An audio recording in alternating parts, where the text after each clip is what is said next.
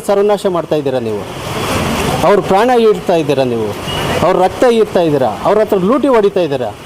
ನಿಮ್ಮ ಸುತ್ತಮುತ್ತ ಕೆಲವ್ರು ನಿಡ್ಕೊಂಡು ಇವಾಗ ಲೂಟಿ ಮಾಡಿದ್ದೀರಲ್ಲ, ಇವಾಗ ಪಾಪ ದಲಿತ ಹುಡುಗ ಅವ್ರ ಕುಟುಂಬ ಏನಾಗಬೇಕು? ಅವ್ರು ಸೂಸೈಡ್ ಮಾಡ್ಕೊಂಡ್ರಲ್ಲ, ಅವ್ರ ಕುಟುಂಬಕ್ಕೆ ಯಾರಾಗ್ತಾರೆ? ನೀವು ಎಷ್ಟು ಕೋಟಿ ಕೊಟ್ಟರೆ ಅವ್ರು ನೆಮ್ಮದಿ ಸಿಗ್ತದೆ ಅವ್ರ ಕುಟುಂಬಕ್ಕೆ? ನೀವು ಯಾವ ದಾರಿ ನಡೀತಾ ಇದ್ದೀರಾ? ನಿಜವಾಗ್ಲೂ ಈ ಒಂದು ಸಂಸದರಾಗಿ ನಿಮಗೆ ಮಾನ ಮರ್ಯಾದೆ ಏನನ್ನು ಇದ್ದರೆ ಕೂಡಲೇ ರಾಜೀನಾಮೆ ಕೊಡಬೇಕು. ಅಷ್ಟೊಂದು ನೈತಿಕತೆ ಇದೆ ಅಂದರೆ ನಿಮ್ಮ ರಾಜೀನಾಮೆ ಕೊಡಿ ಫಸ್ಟು. ಮತ್ತು ಪೊಲೀಸ್ ಅವ್ರನ್ನ ದುರ್ಬಳಕೆ ಮಾಡ್ಕೊಳ್ತಾ ಇದ್ದಾರೆ ಅಂತ ಯಾರೋ ಹಿಂದುಗಡೆ ಕೋನಪ್ರೆಡ್ಡಿ ಅಂತ ಅವ್ರು ಕೇಳ್ತಾರೆ.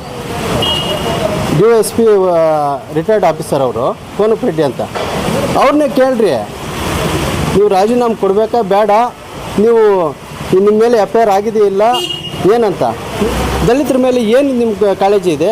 ಇನ್ನು ಪೊಲೀಸವ್ರನ್ನ ದುರ್ಬಳಕೆ ಮಾಡ್ಕೊಂಡು ನೀವು ಬಂದ ತಕ್ಷಣ ಕಾರ್ ಡೋರ್ ತೆಗಿಯೋದು ಪೊಲೀಸವರು, ಕಾರ್ ಡೋರ್ ಹಾಕ್ಬೇಕಂದ್ರೆ ಪೊಲೀಸವರು, ಹಿಂದೆ ಮುಂದೆ ನಮ್ಮ 4 ಎಸ್ಕಾರ್ಟ್ ಇಟ್ಕೊಂಡು ಓಡಾಡ್ತಾ ಇದ್ರಲ್ಲ, ಯಾರು ದುರ್ಬಳಕೆ ಮಾಡ್ಕೊತಾ ಇದ್ದಿದ್ದು? ಎಷ್ಟು ಜನ ಮೇಲೆ FIR ಹಾಕ್ತಿದ್ದೀರಿ ನೀವು? ಎಷ್ಟು ಜನರನ್ನ ಅಯ್ಯೋ ಅನಿಸ್ತಾ ಇದೆ? ಇವತ್ತು ಹೇಳಿದ್ರೆ ನಮ್ಮ ಹೆಂಡತಿ ಮಕ್ಕಳು ಕಣ್ಣೀರು ಹಾಕಿದಾರಂತ, ಬೇರೆಯವ್ರ ಮೇಲೆ FIR ಹಾಕಿದಾಗ ನಿಮ್ಮ ಕಣ್ಣೀರು ಅವಾಗ ಏನಾಗಿದೆ? ಎಷ್ಟು ಕುಟುಂಬಗಳು ಹಾಳಾದವು ನಿಮ್ಮಿಂದ? ಎಷ್ಟು ಕುಟುಂಬಗಳ ಮೇಲೆ FIR ಹಾಕ್ಸಿದ್ದೀರಾ? ಆವಾಗ ಏನಾಗಿತ್ತು ನಿಮ್ಮ ಕಣ್ಣೀರು? ಬೇರೆಯವ್ರ ಕುಟುಂಬ ಏನಾಗಿತ್ತು ಆವಾಗ ನೆನಪು ಬರಲಿಲ್ಲ ಬೇರೆಯವ್ರ ಕುಟುಂಬ ಎಲ್ಲ? ಯಾವ ಜನಾಂಗನೂ ಬಿಟ್ಟಿಲ್ಲ, ನೀವು ದಲಿತರನ್ನೂ ಬಿಟ್ಟಿಲ್ಲ, ಬೇರೆ ಜನಾಂಗ ಯಾವ ಜನನೂ ಬಿಟ್ಟಿಲ್ಲ, ಎಲ್ಲರ ಮೇಲೆ FIR ಹಾಕಿದ್ದೀರಾ, ಎಲ್ಲರ ಕುಟುಂಬನೂ ಸರ್ವನಾಶ ಮಾಡಿದ್ದೀರಾ ಹೊರತು ಬೇರೆ ಉದ್ಧಾರಕ್ಕೆ ಮಾಡಿರೋಂಥದ್ದು ಏನಿಲ್ಲ. ಯಾರೋ ಕೆಲವ್ರನ್ನ ದಲಿತರನ್ನ ಕಳಿಸ್ಬಿಟ್ಟು ಪ್ರೆಸ್ ಮೀಟ್ ಮಾಡಿ ನಮ್ಮ ಪರವಾಗಿ ಮಾತಾಡಿ ಅಂತೇಳಿ ಕಳಿಸೋದಲ್ಲ, ನಿಜವಾಗ್ಲೂ ವಾಸ್ತವಾಂಶವಾಗಿ ಮಾಡಬೇಕಾಗ್ತದೆ. ನಿಜವಾಗ್ಲೂ ನಾನು ದಲಿತರಿಗೆ ಹೇಳ್ತೀನಿ, ನಿಮ್ಮ ಜೀವನದ ಆಧಾರ ಮೇಲೆ ನೀವು ನಿಂತ್ಕೊಳ್ಳಿ. ಇವಾಗ ದಲಿತ ಹುಡುಗ ನಿಮ್ಮ ಸಾವಾಗಿ ಇರೋದು ನೀವು ಅರ್ಥ ಮಾಡ್ಕೋಬೇಕಾಗ್ತದೆ ಈ ಸಂದರ್ಭದಲ್ಲಿ. ಇವಾಗ ನಮ್ಮ ಶಾಸಕರು ದಲಿತರನ್ನ ಎಷ್ಟು ಒಗ್ಗಟ್ಟಾಗಿ ತಗೊಂಡು ಹೋಗ್ತಾ ಇದ್ದಾರೆ. ಯಾವುದೋ ಒಂದು ವಿಡಿಯೋ ಇಟ್ಕೊಂಡು ಪಕ್ಷದ ಚಟುವಟಿಕೆಯಲ್ಲಿ ವ್ಯತ್ಯಾಸಗಳಿರ್ತವೆ, ಅದು ಯಾವುದೋ ವಿಡಿಯೋ ನೋಡ್ಕೊಂಡು ನೀವು ಪ್ರೆಸ್ ಮೀಟ್ ಮಾಡ್ತಿರಲ್ಲ, ನೀವೇನು ದಲಿತ ಕಿರೀಟ ಇಕ್ಕಿರೋ XMLಗಳ ಮೇಲೇ ನೀವು FIR ಹಾಕ್ಸಿದ್ದೀರಾ, ಇನ್ನೇನು ನೀವು ದಲಿತರ ಮೇಲೆ ಕಾಳಜಿ ಇಟ್ಕೊಂಡಿರೋದು? ನಮ್ಮ ಶಾಸಕರಾಗಲಿ ನಮ್ಮ ಸಚಿವರಾಗಲಿ ಇರುವಷ್ಟು ಅನೇಕ ರೀತಿ ಅವ್ರ ಕೊಡುಗೆಗಳಾಗಿರ್ಬೋದು, ಅವರು ಏನು ಪ್ರಾಬ್ಲಮ್ ಆಗಿರ್ಬೋದು ದಲಿತರದ್ದು ಈಡೇರಿಸ್ತಾ ಇದ್ದಾರೆ. ಅವರು ಬೆನ್ನೆಲುಬಾಗಿ ನಿಂತಿರೋದು ಯಾವುದೇ ಇದ್ರೂ ನಮ್ಮ ಸಚಿವರಾಗಿರ್ಬೋದು ನಮ್ಮ ಶಾಸಕರು ದಲಿತರಿಗೆ ಬೆನ್ನೆಲುಬಾಗಿ ನಿಂತಿದ್ದಾರೆ. ದಯವಿಟ್ಟು ನೀವು ಏನೇ ಇದ್ದರೂ ವಾಸ್ತವಾಂಶವಾಗಿ ಮಾತಾಡಬೇಕು. ಇವಾಗ ನಮ್ಮ ಶಾಸಕರು ದಲಿತರನ್ನ ಎಷ್ಟು ಒಗ್ಗಟ್ಟಾಗಿ ತಗೊಂಡು ಹೋಗ್ತಾ ಇದ್ದಾರೆ. ಯಾವುದೋ ಒಂದು ವಿಡಿಯೋ ಇಟ್ಕೊಂಡು ಪಕ್ಷದ ಚಟುವಟಿಕೆಯಲ್ಲಿ ವ್ಯತ್ಯಾಸಗಳಿರ್ತವೆ, ಅದು ಯಾವುದೋ ವಿಡಿಯೋ ನೋಡ್ಕೊಂಡು ನೀವು ಪ್ರೆಸ್ ಮೀಟ್ ಮಾಡ್ತಿರಲ್ಲ, ನೀವೇನು ದಲಿತ ಕಿರೀಟ ಇಕ್ಕಿರೋದು? ಎಷ್ಟು ಜನ ಮೇಲೆ FIR ಹಾಕ್ತಿದ್ದೀರಿ ನೀವು? ಎಷ್ಟು ಜನರನ್ನ ಅಯ್ಯೋ ಅನಿಸ್ತಾ ಇದೆ?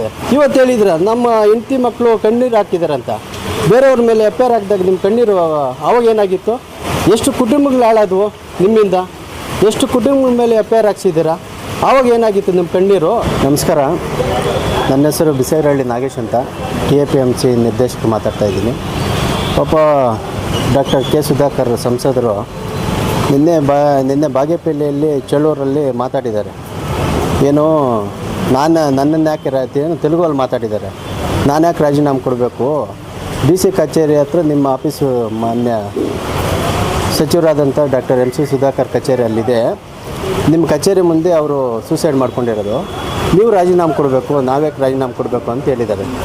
ನಿಜವಾಗ್ಲೂ ಹೇಳ್ತೀನಿ, ಅವ್ರನ್ನ ಡಾಕ್ಟರ್ K. ಸುಧಾಕರ್ ಅವ್ರನ್ನ ಸಂಸದರು ಅಂತ ಹೇಳ್ಕೊಳ್ಳೋಕ್ಕೆ ನಮಗೆ ನಾಚಿಕೆ ಆಗ್ತದೆ. ನಿಜವಾಗ್ಲೂ ಅವ್ರಿಗೆ ನೈತಿಕತೆ ಮಾನ ಮರ್ಯಾದೆ ಏನನ್ನ ಇದ್ದರೆ ಅವರು ರಾಜೀನಾಮೆ ಕೊಡಬೇಕು. ಯಾರು? Doctor K. ಸುಧಾಕರ್ ಅವರು. ಯಾಕಂದರೆ ಡಾಕ್ಟರ್ K. ಸುಧಾಕರ್ ಅಂತ ಡೆತ್ ನೋಟಲ್ಲಿ ಇರೋದು. ಪಾಪ ಒಬ್ಬ ದಲಿತ ಹುಡುಗ ಸೂಸೈಡ್ ಮಾಡ್ಕೊಂಡಿದ್ದಾರೆ ಅಂದರೆ ಡಾಕ್ಟರ್ K. ಸುಧಾಕರು ಮತ್ತು ಅವ್ರ ಬೆಂಬಲಿಗರು ಅವ್ರ ಹೆಸರು ಉಲ್ಲೇಖ ಆಗಿರೋದು ಡೆತ್ ನೋಟಲ್ಲಿ. ಅವ್ರು ರಾಜೀನಾಮೆ ಕೊಡಬೇಕು. ನಿಮ್ಗೆ ಏನು ನೈತಿಕತೆ ಇದೆ ಸಚಿವರನ್ನ ರಾಜೀನಾಮೆ ಕೊಡೋದಕ್ಕೆ? ನಿಮ್ಗೆ ಏನು ನೈತಿಕತೆ ಇದೆ? ಮತ್ತು ದಲಿತರ ಮೇಲೆ ಅಪಾರವಾದ ಗೌರವ ಇಟ್ಕೊಂಡಿದ್ದೀರ ಅಂತ ಹೇಳ್ತಿರಲ್ಲ, ನಿಮಗೆ ಪಾಪ XMLA SM ಮುನಿಯಪ್ಪ ಮತ್ತು ಅನಸೂಯಮ್ಮ XMLA ಅನಸೂಯಮ್ಮ ಮತ್ತು ಇವರು ಶಿವಾನಂದಣ್ಣವರು ಪಾಪ XMLAಗಳು ಬಾಬು ಜಗಜೀವನ್ ರಾಮ್ರವರ ದಿನಾಚರಣೆ ಜನ್ಮದಿನದಂದು ಅವರು ಪಾಪ ಯಾವುದೋ ಗುದ್ಲಿ ಪೂಜೆ ಮಾಡೋದಕ್ಕೆ ಇವರೇ ಸುಧಾಕರ್ ಆವಾಗ ಅಧಿಕಾರದಲ್ಲಿರ್ತಾರೆ. ಪಾಪ ಅವ್ರ ಮೇಲೆ FIR ಹಾಕ್ತಾರಲ್ಲ, ಆವಾಗ ನಿಮಗೆ ಕಾಳಜಿ ಏನಾಗಿತ್ತು? ದಲಿತರ ಮೇಲೆ ನಿಮಗೆ ಕಾಳಜಿ ಏನಾಗಿತ್ತು? ನಿಜವಾಗ್ಲೂ ನೋಡಿ, ನಿಮ್ಮ ಹಿಂದೆ ಮುಂದೆ ಇರೋರು ದಲಿತರ ಬಗ್ಗೆ ಎದೆ ತಟ್ಕೋಬೋದು ಅಷ್ಟೇ.